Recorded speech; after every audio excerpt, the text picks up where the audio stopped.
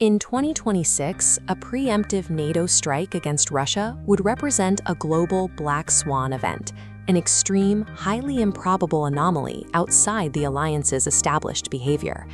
This scenario is an outlier because NATO is built as a defensive alliance. Its command structure and military posture are designed to deter aggression, not to initiate unprovoked offensives against a nuclear power.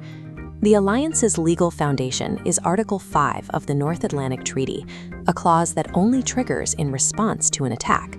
There is no existing legal framework that permits a member state to launch a first strike. While popular depictions of a Third World War often focus on slow-moving columns of tanks, modern conflict between superpowers is dictated by high-speed aerospace technology and automated response systems. If a strike were to occur, we define the moment of impact as minute zero. From that second, the window to prevent the collapse of modern civilization is estimated at just 30 to 60 minutes.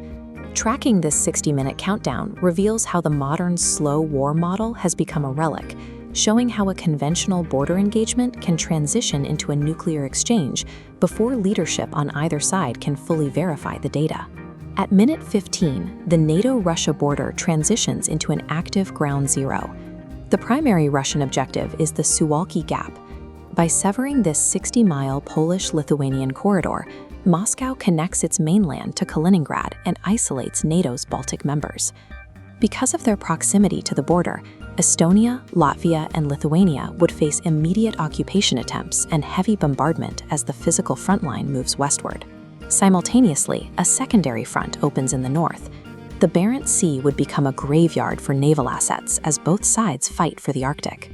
While these land and sea battles capture the headlines, they are effectively a geographic distraction from the paralyzing attacks being launched against global civilian systems.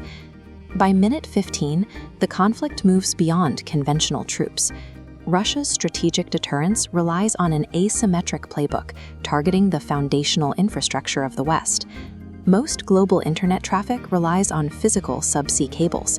Sabotaging these would effectively darken the digital economy, cutting off international banking and communication. In orbit, anti-satellite weapons would target the arrays used for GPS and encrypted communications, shattering the infrastructure required for global logistics and civil aviation. On the ground, cyber warfare would target the power grids of major cities across Europe and North America, causing immediate shutdowns of water and food systems. Economic markets would crash instantly as energy prices reach levels that dwarf the 2022 crisis. The resulting instability would trigger a refugee crisis of tens of millions, while developing nations face the immediate prospect of global famine.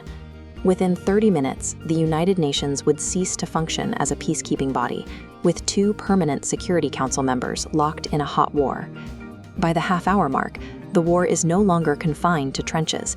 It has crippled the basic systems required to sustain the global civilian population. This period activates the revised 2024 Russian nuclear doctrine, outlining the transition to nuclear weapons. Moscow no longer requires a threat to the state's very existence. They now only require a critical threat to sovereignty or territorial integrity. In response to a NATO offensive, Russia would likely deploy theater-range hypersonic missiles, specifically the Oreshnik, which saw its first combat use in late 2024. Traveling at Mach 10, the Oreshnik bypasses current interception technology. Western Aegis and Patriot systems cannot track or destroy a projectile at these speeds. By targeting decision-making centers instead of troop concentrations, these hypersonic strikes are designed to end the conventional war and force a strategic endgame within 45 minutes of the first launch. This leads to the escalate to de-escalate trap. The strategy involves using a low-yield tactical nuclear explosion to shock the opponent into a ceasefire. Moscow's goal would be to demonstrate that the alternative to a ceasefire is a full-scale exchange of intercontinental ballistic missiles, hoping to force NATO into a diplomatic retreat. The danger of this tactic is the assumption of a rational pause.